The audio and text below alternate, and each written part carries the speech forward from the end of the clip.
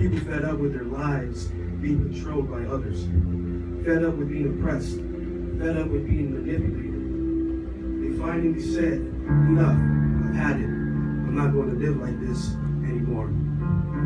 Our ancestors were people who took full responsibility for what happened to them. It was that spirit that ignited a country and formed what is now a giant in the free world.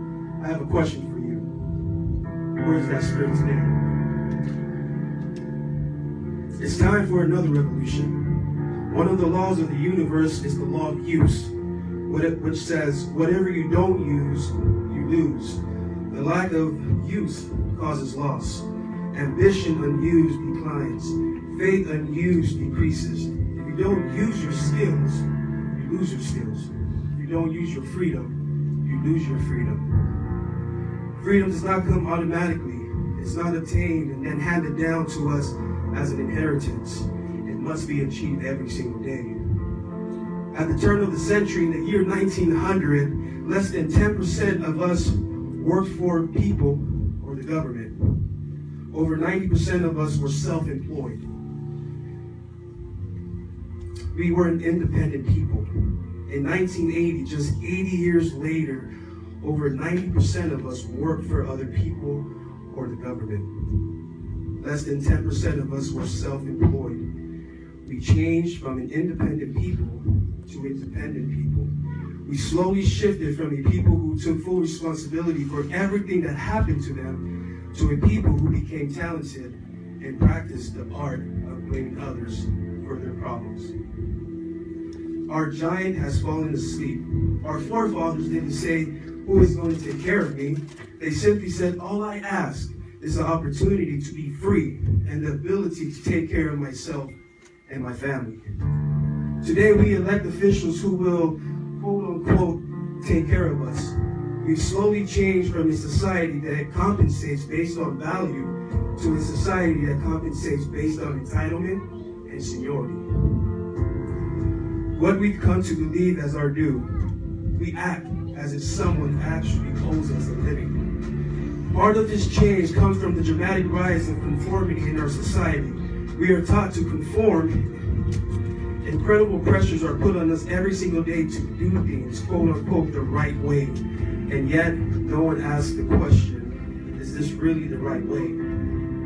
We live our lives to please those around us, and the scary thing is, the people around us are doing exactly the same thing. Psychologist Rollo May calls us outer-directed people. We don't act, we only react. We seek not to be understanding, but to fit, not to be outstanding, but to fit in. We're able to respond, but not to choose. Perhaps that's why a wise man once said, the mass of men lead lives of quiet desperation. In order to change, we need to become inner-directed people. People with their own purpose. People who are not easily swayed by the opinion of others. And that is difficult because from a very early age, we look at the opinion of others to orient ourselves and to validate our decisions and actions. Nietzsche said, we need more strong people in this world because the weak, by their sheer mass, are forcing weak ideals and weak values on us all. Today's social and economic challenges and changes are awakening this giant. Some people may not be ready for the changes happening in today's world, but that doesn't matter. An old proverb says, if a man wants his dreams to come true, he must first wake up. I'm glad that we are going through these radical changes in our society, because within that crisis, we will find that independent spirit that once pioneered this great country of ours. People are ready to change. The displacement of our workforce has caused many of us to start searching for something better. Moving products and moving services is our business and our goal. But what we are becoming in the pursuit of that goal is a larger and much more important issue. The rekindling of our independent spirit has more lasting value. There's no more noble of a business than the business that encourages the development of people Every living organism has one and only one central need in life to fulfill its only potentialities. The acorn becomes an oak, the puppy becomes a dog, and that's all that is required of the oak and the dog. But the human being's task in fulfilling his or her nature is much more difficult. The reason is, unlike any other living creature on this planet, we've been given the dignity of choice. You'll not grow like a tree.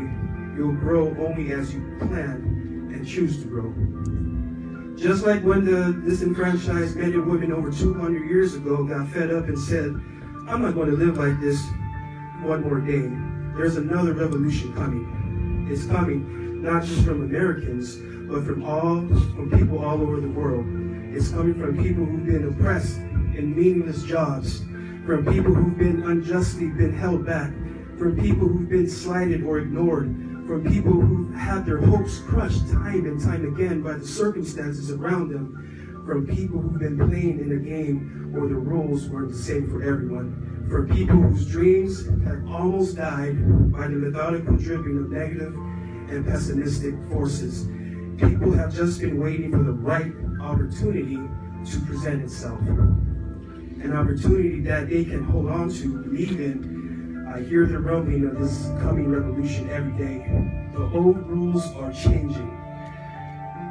Will people try to persuade you not to rise up?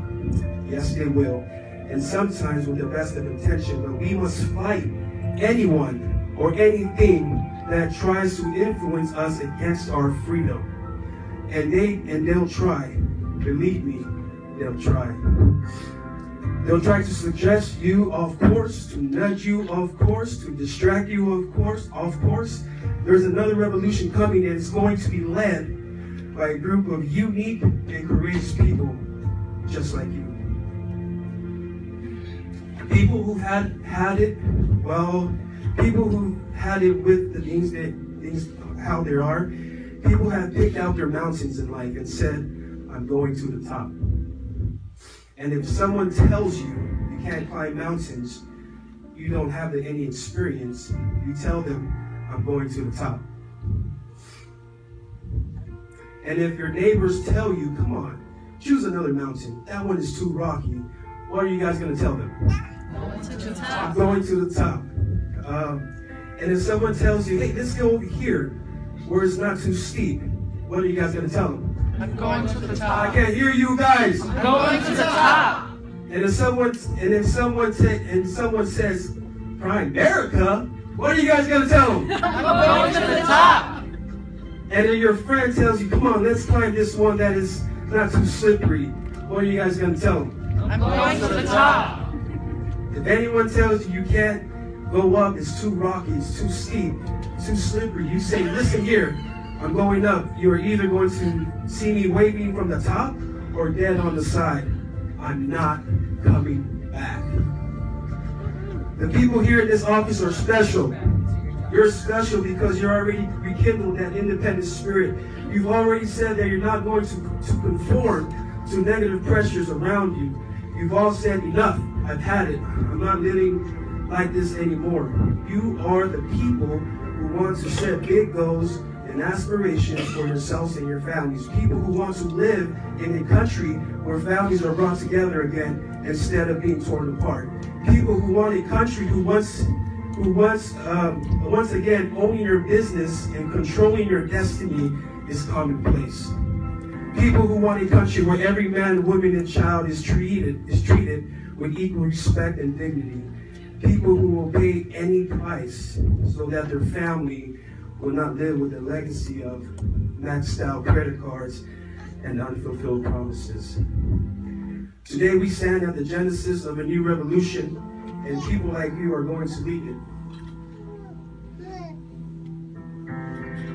Theodore Roosevelt said these words decades ago, and I think are particularly appropriate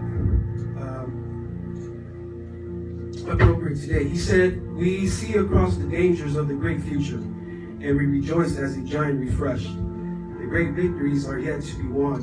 The greatest deeds are yet to be done. I have dreamt of a company like Primerica that can give us the opportunity to make these dreams come true by allowing us to fulfill our own true potential. Whether you guys like it or not, guys, it's no longer on A.L. Williams' shoulder no more. No longer is it on Hector Lamar's shoulder anymore. No longer is it upon Jen Lynn and Steve's shoulders anymore. No longer is it upon Rachel and Brigham's shoulders anymore. It's upon us. Greatness is upon us. And what we do from here on out makes that permanent. That's my time, you guys.